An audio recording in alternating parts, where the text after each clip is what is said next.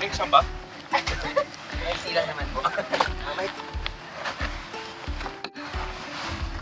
Oh my God. Saan ganyan? Bakit? Hindi ko na-vlog. Wala yung salamin ko, di ka makita. Tell me something about our couple na parang that makes them special. Itong dalawang to talaga, ano sila, kunyari, talagang ano sila, sweet sila kapag may mga, ano kami, may mga celebrations, kunyari mga birthdays or ano, hindi sila talaga nakakalimot. Naalala ko every birthday namin kasi nakasanayan namin yung kumakanta kami, yung manyanita ba? Yung madaling araw, kakanta doon sa room, yung talagang nakahiga ka, pakakantahan ka. Kasama talaga yan si Gab.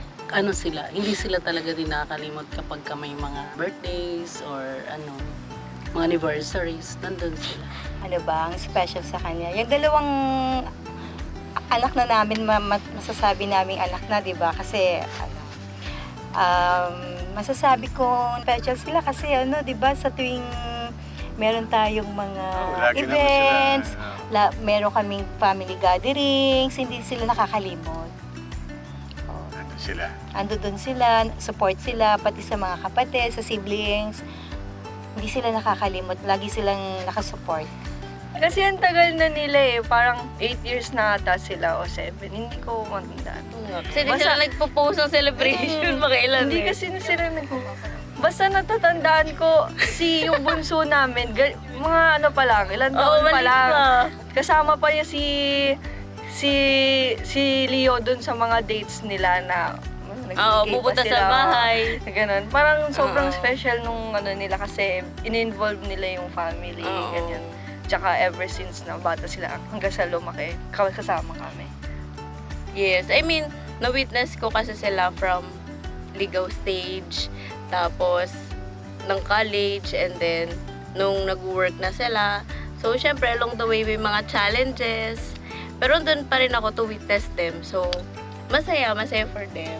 Meron pa nga ate. I feel nung so old. Meron pa nga nung natapakan ni Kuya, nakatapak siya ng bubog. Tapos si Sisi, sabi niya, si Gab! Ayaw! Anong gagawin namin si Gab? Ganyan. Para magkamukha na sila. Hindi, same as my younger sister na. Same sila mag-church, parang family-oriented pareho. So, major green flag. Ikaw ba? Like I said earlier, bata pa lang ako nandun na sila. So, parang super couple goals kasi sa mga lagi kong kasama sila, marami kami na experience and like, ang ma-remember ko lang talaga, yung nakagat ako ng aso nila. And I feel like parang very couple goals sila dun kasi na-witness nila ako umiyak. Ilang beses ka nakagat na? Yeah. Nung kabataan pa nila nung college sila, at ano ako sa mga bata eh, sabi ko noon, wala mo ng boyfriend ha, kaya magtapos. Yun ang ano ko before. Tapos yung nag-divorce si Jane. Actually, doon sa LA diba, pagkatapos nun, pag-uwi, nag-celebrate siya. Uli ng birthday niya dito sa San Pedro. May bisita siya. Na dalawa niyang kaklase, lalaki. Ang alam ko, pagkatapos ngayon, tuloy-tuloy, tapos ay nagkwento kay Mrs. na meron daw dadalaw sa kanya na kaklase niya. Tapos yung, alam mo si Jean, pag parang paparandam, parang lumalapit sa akin na hindi, wala mayroong gusto ipahiwatig. Pero si Mrs. nagparasabi na, meron daw dadalaw sa bibisita daw sa anak mo. Sabi ko, ganun ba? Ba't wala sinasabi sa akin? Nahiya yata o ano. Oo. Tapos yung nagkwento na, mga ilang araw na okay lang po may dadalaw daw, bibisita sa kaklase ko. So, ayun. Sa akin, okay naman. Oo, kasi nakita ko naman na yung pag-aaral, sabi ko, basta tuloy-tuloy yung pag-aaral na walang lakwat sa... So, nakita ko rin sila na nandun yung responsible naman dalawa sila. Nakitaan mo naman. So, sabi ko nga sa kanila na yung start small but have big dream. So, kasi importante sa tao, may pangarap. Sabi ko, importante yung family na kailangan pahalagahan o mahalin. So, yun lang. Well appreciated naman silang daw. How did Gab organize this proposal? Uy, ikaw na! Nakalimutan ko na pero nagsabi lang siya sa amin, "Ma, magpo-propose na ako kay Jane." Sabi ni Mama, "Huwag mo ako pinagluloko." Sabi niya. Nag-ano sila nun parang nagsabi si Gabo kasi tawag ko sa kanya na magpo-propose na siya. Sabi ko, 2-3 weeks ba? Tama ba? 1 month? Parang gano'n. Tapos lahat kami bilang, talaga. Sabi niya, "Hindi, seryoso, magpo-propose na talaga ako." Sabi namin, "Kailan ba yan?" Ganon. Parang mga September pa siguro yan, October. Tapos biglang sabi niya, "Huwag na kayo basta sasabihin ko na lang sa inyo kung paano, bla bla bla." Kasi yun, biglang nagsabi na lang talaga siya sa amin kay Mama na, "Ma, samahan mo akong bumili ng sing-sing, bla bla bla." Yun na yun. Tuloy-tuloy na. Ito, anong reaction mo nun? Nagulat ako. Siyempre, kasi Kami pa naman lagi nasa bahay, so parang kami dalawa. Talaga? Sige. Sa akin naman, kasama naman sa planning for this, yung sa beach. Kasi nung nagsabi si Gab, "Ate, magpo-propose na ako," ganyan. Tapos, ang plano is sa beach. So, sabi ko, "Paano gagawin?" Ganyan. Sabi niya, "Magtatago kayo." So, that happened, nagtago talaga kami. Tapos, lalabas na sila lang silang family lang. Tapos, after nun, yun, nung before kami dumating dito, lagi si Nika lang yung chinachat ko, tapos si Ellie ang chinachat si Gab. Ayun, for this, yun, medyo aware naman ako kung paano yung magiging. So, Second question po, gaano po kahirap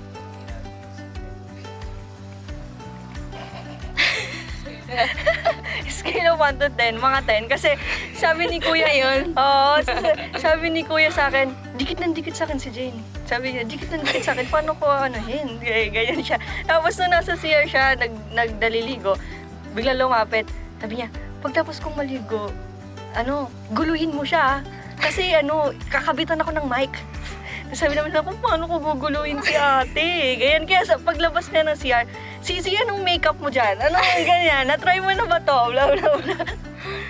sa akin, hindi naman nahirapan. Pero nahirapan kami on the side nila Mama. Kasi kailangan ko i-off lahat ng location ng cellphones nila kasi kaya niya i-track. "Ma, nasan kayo? Ba't kayo nandyan?" Ganyan. Pero siya sa akin, wala naman siyang tinatanong.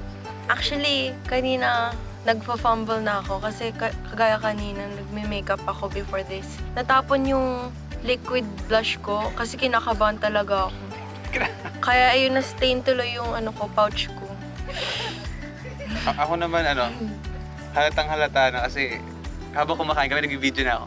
Mamaya, may proposal na mamaya. Ganun na. Iniaalala ko ba, marinig ako. So,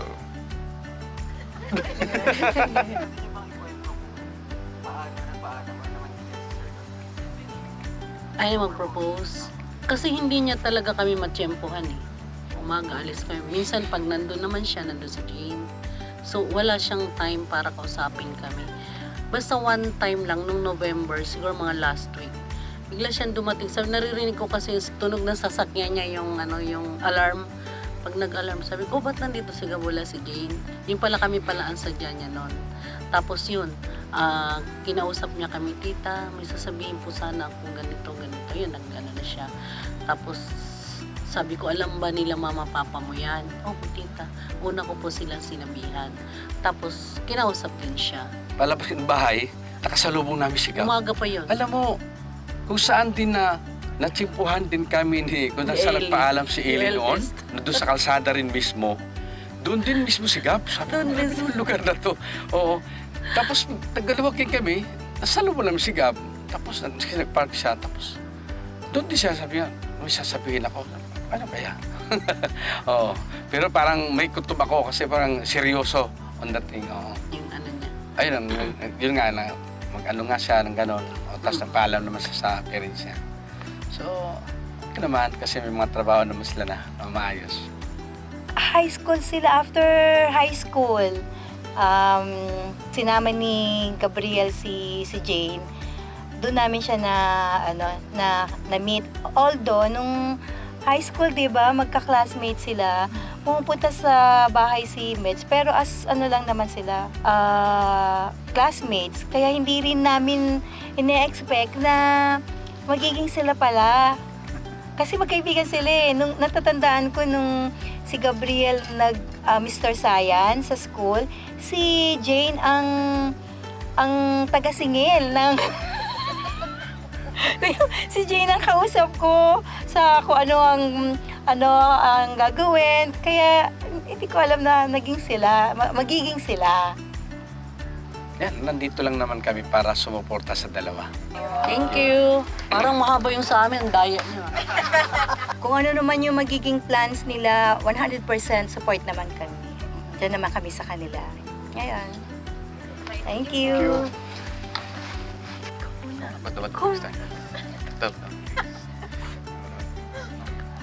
Message ko sa kanila is congrats and tuloy ang buhay. So maraming obstacles. Pero kaya-kaya. Ano ba? Ikaw, babe. For me, God bless. first, congrats po ate and kuya. And sana po in the future, mas maraming memories tayo and more beaches. Kasi gusto ko matuto si Ate Jane ng volleyball. Tapos ano daw, humihingi na ng apo si mama. So, apo daw. Bye-bye.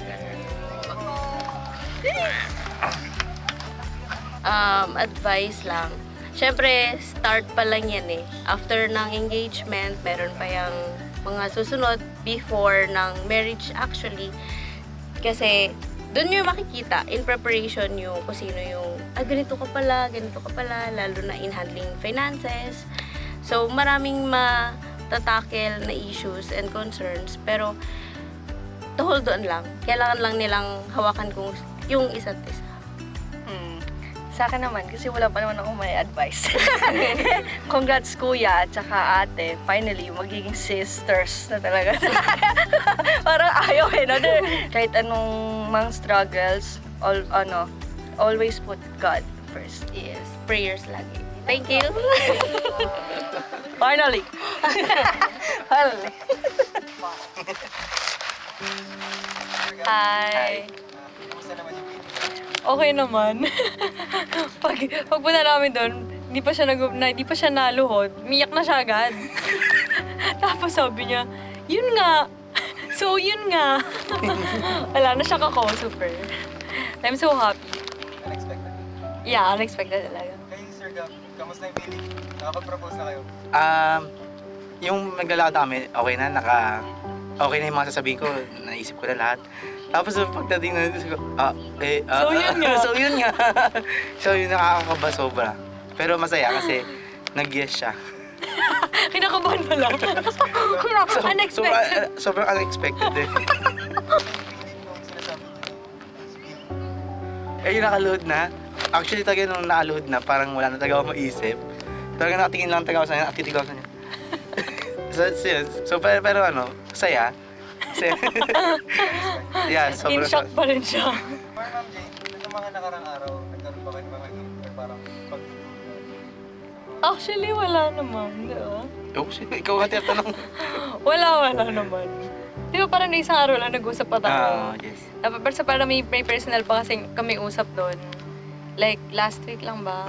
So, di ko in-expect na this year talaga. Tsaka parang, wala lang, parang wala talaga akong clue na this year. So, inisip ko kasi nung umalis kami ng mga pinsan niya, nung nag-outing din kami parang first quarter this year, parang nagtanungan kami kung like, kailan yung ideal ganito mo, ganyan. Tapos parang na-mention ba natin na parang siguro mga next or 2 years from now, mga ganun. A year or 2 years from now. So, di ko talaga na-expect na this year. For Sir Gab, from the start, paano niyo pinlano lahat to? Actually, parang masasawag ko itong 1-year plan kasi. Kasi so, January pa lang, nagpaaram na ako kala mama. New Year pa lang. Kaya di ba? Oo, na this year talaga propose na ako. Then, ang plano ko dapat nun is around June or July. Eh kaso yun yung kasagsagan na ang daming workload. So parang Okay. na-move siya na na-move. Tapos sabi ko, hindi, ipupush ko this year talaga kasi sinabi ko na kay mama. Pagdating ng October, nagsabi na ako kay tita na, pagkat ng birthday mo mismo, nagsabi na ako kay tita. So, sabi ko, tita, tito, yun nga, ito na yung plano ko. Tapos sabi niya, kailan? Sabi ko, itong December na agad tita. Hindi ko na papatagalin. Nung nakuha ko na yung approval nila, so dali-dali na. Ngayon, nag-message ako ng mga resorts. Tapos ito yung napili ko talaga. Kasi sobrang ganda ng resort na to. Favorite, yeah. Yes, tapos then, nag-message na ako kay Lian. Yun nga. Kasi, Kailan November? nitong November lang din. Sobrang, kasi, pero ang alam ko kasi, di ba, pagka mga photographers, parang kailangan mo at least 2 to 3 months Yeah. advance. Pero sana talaga pumayag sila Ellie na mabigyan tayo ng slot. So yun, at least nabigyan din ako ni Ellie. Nagulit pa nga siya kasi sabi niya, hala, talaga, bagay.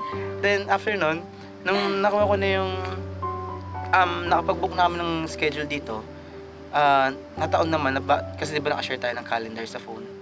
Oh, yeah. So nakita ko, naglagay ka sa December 8 with your friends. Yeah, Christmas party. oo, Christmas party ako. Ito yung ginawa ko, yung November 4 mismo ng birthday mo, minessage ko agad yung, Best friend ko. November 25, yung birthday ni tita. Minessage ko agad yung best friend mo, si Angel. Sabi ko, Angel! Sabi niya, boy, sabi ko, may plano kasi kayo December 8, di ba? Sabi ko ganun. Tapos sabi niya, meron.